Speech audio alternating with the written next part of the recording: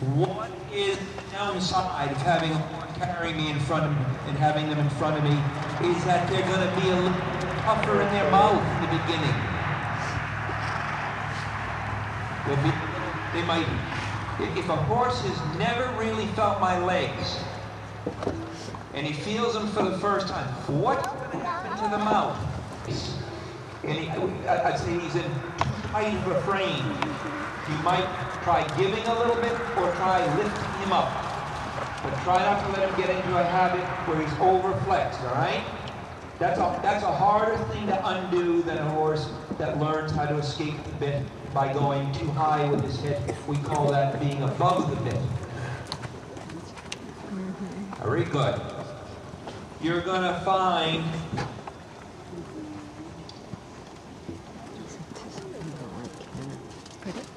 Hilly or hey, you're gonna a little easier to bend him in this direction, isn't it? Mm-hmm. Yeah. So if it's easier to bend him to the right, you're telling me it's easier to keep his balance on the outside shoulder, right? He's not cutting in this direction. What I want you to try to do when we change direction, you're going to be more aggressive with your left rein and leg to get that stiffness out of it, okay? This direction I love, but it's easy for the horse and it makes it easy for you. The other direction is the direction you've got to work on. Little slower trot, Aaron. Good. Now let's all come back to the wall. Everybody drop your stirrups a minute. Put this to the right because most horses are naturally less stiff to the right rein. Most horses are naturally bent a little bit to the right. Now, what I'd like to see is continue to work with a connection with the mouth, continue to work on the rail, and what I would see you do is make the shoulder in. What that means, their noses are slightly bent to the right. You try to keep their haunches close to the rail, and you, with both reins, while keeping them bent to the right, try to bring their forehand off the rail a little bit. And we're trying to put just enough angle in their body that they're working on 3 tracks. The main focus, girls, is to try to put just enough angle in their body that their right hind leg lines up with the left front. So you're asking it to do a little a little crossover. The right hind leg is asked to cross over towards the outside front leg. That's nice. Jenna, good. Maybe a little more angle in the body. Right now, the front end isn't a big concern.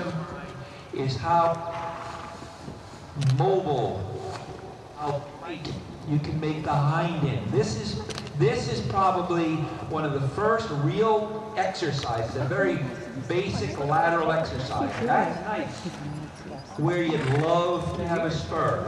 With your arms and sit against him with your back. Good. Now put a little more angle in his body and walk. Don't lose it. Keep him on a straight line. This is there. Nice. Go back to your sitting trot, Jim. Very good. Are you getting anywhere, Nancy? Yes, that looks great. Okay, everybody trot in on a little semicircle around me again. Today is going to be it's a little slower day. These are called fundamentals, okay?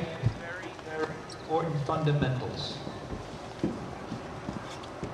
Think of that word quickly, and I want you, each of you is going to, I'd like each of you to tell me what you think is a fundamental. In other words, basics, okay? I think a good riding teacher is not going to bore you to death with basics. They're not going to bore you to death with it, but they're going to hopefully be thorough about it. Because without fundamentals in any of the arts, music, painting, Riding is an art. Without fundamentals, it's very difficult to express yourself. Beezy express herself all the way to the Olympic level. She can express herself, you know, getting a 4-year-old that knows nothing to turning into, you know, a very competitive Grand Prix horse. She can express herself. She can express herself with a walk. She can express herself over, you know, a meter, 50 meter, 60 Grand Prix course. Her fundamentals are impeccable. So what's a basis or a fundamental? What's that? Working without start will help your fundamentals. That's not a fundamental, it'll help. What's a fundamental in riding? Yeah, maybe, well, you say, okay, that's a terrific thing. We just heard getting them to turn their heads in. That's one way to describe it, but what does it do is a fundamental. Fundamental, you just told me, is by bending them in, it puts their balance out or onto the outside rein. That is a fundamental. Another fundamental. Having a strong leg. Having a strong leg and a strong seat are fundamentals in a more fundamental, having the horse up to the bit. That's a fundamental. What you just mentioned to me is how to get a horse up to the bit. Another fundamental for basic riding. What's that? Yeah, keeping your legs under your seat. Again, the basics that is what are the basic ingredients to be able to ride a horse well? Your seat, you know, you see your leg, but having the, again, it sound like a broken CD. Making sure the horse is up to the bit. It's fundamental. All right? Putting the horse on the outside rein is a fundamental. You can't do one without the other. You can't get a horse onto the outside rein if every time I try to put him onto the outside rein, by bending him, he breaks. Okay, that's an escape.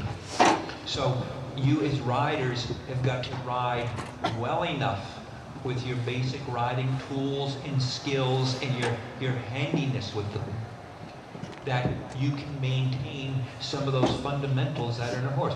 So when I described, I talked a little bit about music. What's a fundamental in music that you need to learn? You need to be able to keep some sort of rhythm. Okay? What's another fundamental in music? Tempo. Tempo is the speed of your rhythm. You've got to be able to do those things on the horse. Are times that I lose when I'm training my horse? Or are there going to be times I lose some of those basics when I'm on course? Oh, I'm sorry, Haley, hands above the withers. There you go.